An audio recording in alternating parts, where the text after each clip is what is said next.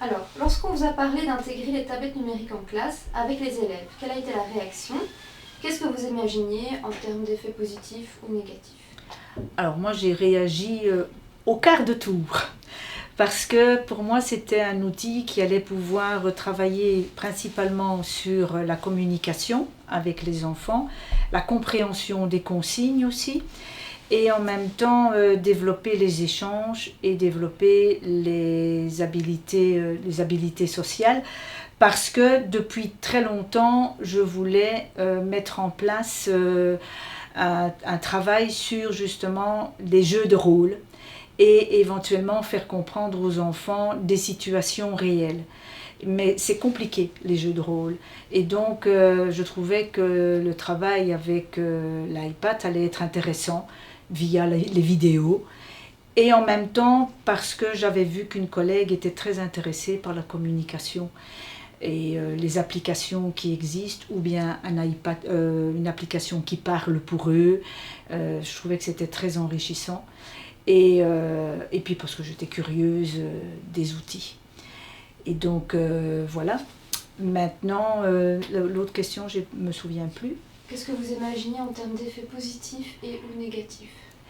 En termes positifs, je pense que justement, c'était de pouvoir développer et de pouvoir faire des mises en situation.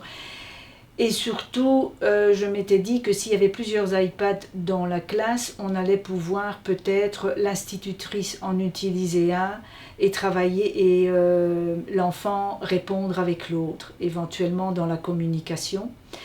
Et en termes négatifs, ce qui me faisait peur, c'est que dans les familles, on donne souvent l'iPad comme outil occupationnel.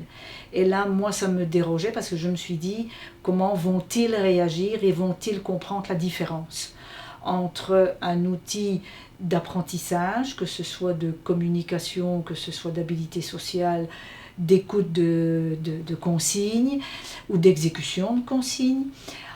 Mais c'était là la difficulté pour moi, parce que je devais pouvoir leur faire comprendre qu'on n'allait pas pouvoir faire nécessairement ce qu'on veut. Maintenant, ça pouvait être aussi une opportunité d'utiliser un outil libre et d'activité de loisir pour certains qui n'avaient pas les compétences de jouer. Et donc c'était un outil très intéressant en qualité d'adaptation à l'âge de l'enfant et d'être dans la chronologie de l'enfant. Mais j'allais devoir pouvoir différencier, comment faire différencier pour l'un un outil de loisir et pour l'autre un outil de communication. Donc ça c'était un peu le côté négatif que je voyais, mais je me suis dit on va s'en sortir, on va trouver une solution. Ok. Alors justement, pendant cette année, comment s'est passé le travail avec la tablette? Et est-ce que vous avez une anecdote à partager justement par rapport à l'outil différencié ou quelque chose comme ça? Alors, l'utilisation pendant cette année de la tablette, j'ai bien été contente d'avoir l'UMONS avec moi, et d'avoir des responsables de l'école un peu pour me guider, parce que je ne suis pas une experte de la tablette et que je n'ai pas déjà des affinités avec la technologie. Moi, je suis plus dans l'utilisation corporelle, et donc d'avoir des directives, d'avoir des timings, de travailler par séquence et tout ça, ça m'a beaucoup rassurée. Et puis ça m'a surtout rassurée d'avoir une équipe à qui m'adresser quand j'avais une question à poser.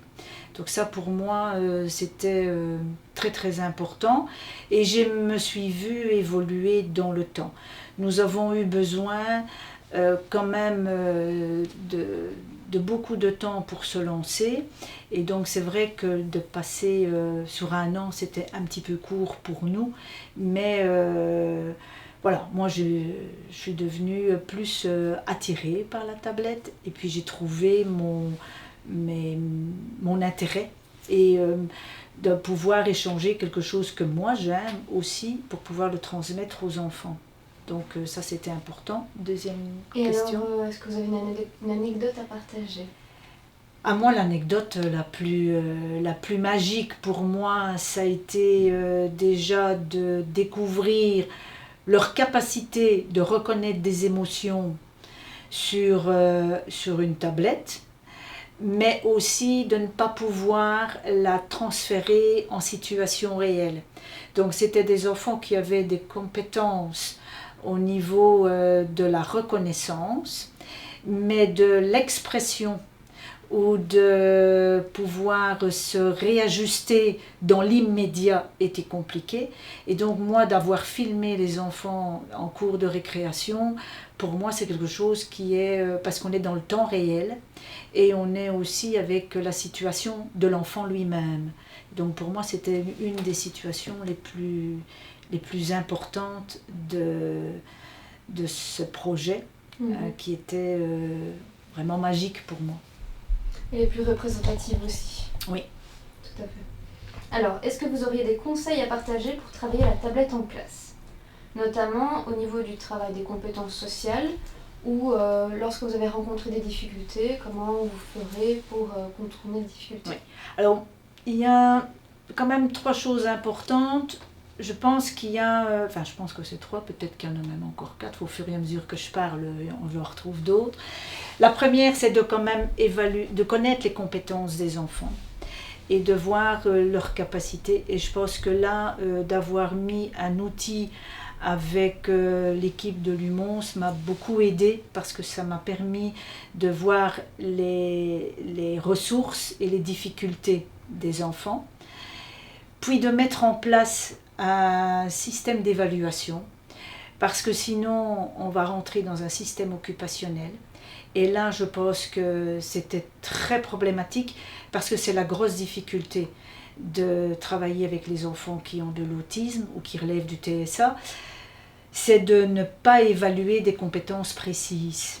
Et donc de pouvoir évaluer, et là j'ai trouvé des difficultés chez mes collègues, parce que quand ils font une application sur même un apprentissage scolaire, ils ne voient pas toujours la partie habilité sociale que l'enfant a besoin pour s'adresser à l'institutrice, pour la regarder, pour l'écouter, pour inhiber. Donc il y a plein de choses qui interviennent, et je pense que ça a été la difficulté la plus importante qu'elles ont rencontrée, mais qui, moi, je trouve qu'elle est indispensable. Et donc d'avoir mis un outil en place pour nous aider à les évaluer, pour nous aider à démarrer, était important. Maintenant, je pense que chacun doit avoir une réponse et doit pouvoir avoir une référence. Et donc d'avoir un guide est aussi intéressant, parce que je trouve que tout le monde doit savoir aller puiser quelque chose quelque part, et s'il a une interrogation sur comment utiliser Avast, c'est d'aller voir dans un guide comment on peut le trouver. Et ça a été une des grosses demandes des personnes qui étaient avec moi impliquées dans le projet FIRA. C'était mais quelle application on doit utiliser?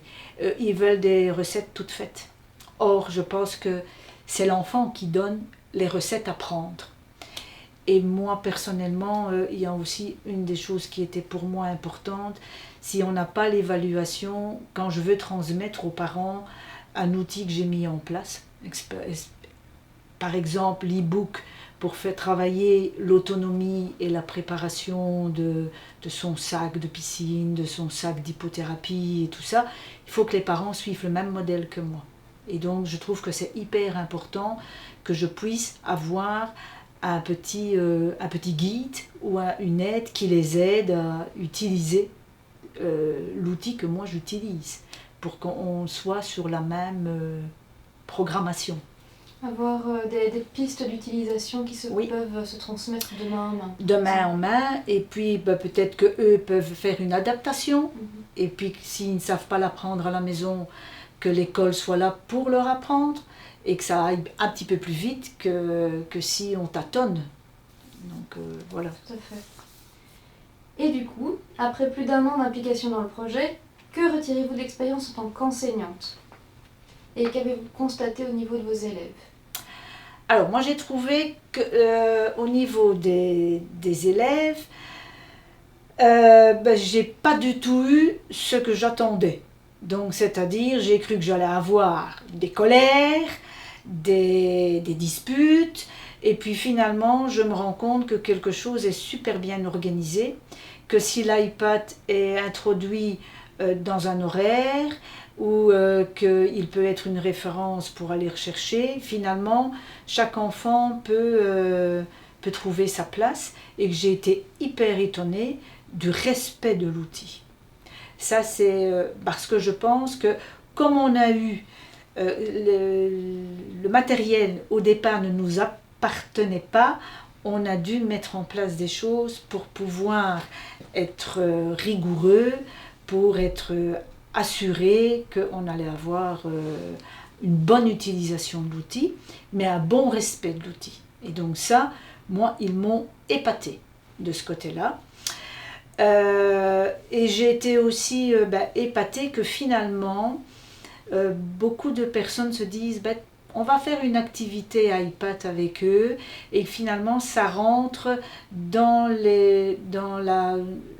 la semaine de l'enfant, peut-être dans sa journée, peut-être tous les jours, mais c'est que tous les enfants, à un moment donné, il y avait peut-être 4 iPads pour une classe, et que finalement tout le monde en a bénéficié.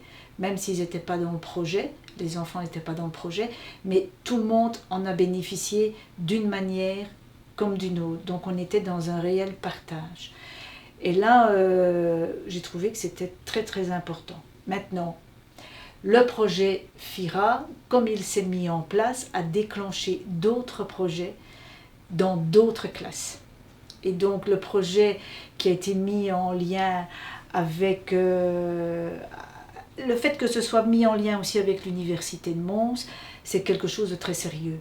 Et donc c'était important d'avoir une implication de tout le monde, mais ça a déclenché d'autres interpellations ailleurs, dans d'autres classes, et donc pas que pour les enfants atteints d'autisme.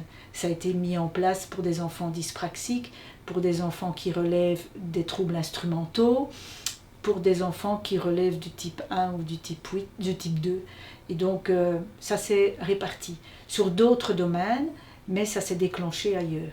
Et donc ça, voilà, dans le milieu enseignant, il y en a d'autres qui sont partis, ça a interpellé d'autres personnes pour faire une demande de TBI. Alors qu'on était parti sur des iPads, nous, mais les autres ont été interpellés en se disant, peut-être qu'on peut mettre ça en place ailleurs. Et donc, d'avoir mis en place le projet FIRA, il y a eu 2 TBI qui se sont mis en place en dehors du projet, et maintenant il y en a 4. Et donc je pense que voilà, ça s'élargit. Et ça, c'est hyper important. Donc voilà, pour moi, on a fait une réussite de ce côté-là. J'espère que, comme on n'aura plus le suivi de l'UMONS, j'espère que ça restera bien ancré, que c'est bien fixé dans les routines de mes collègues, quoi.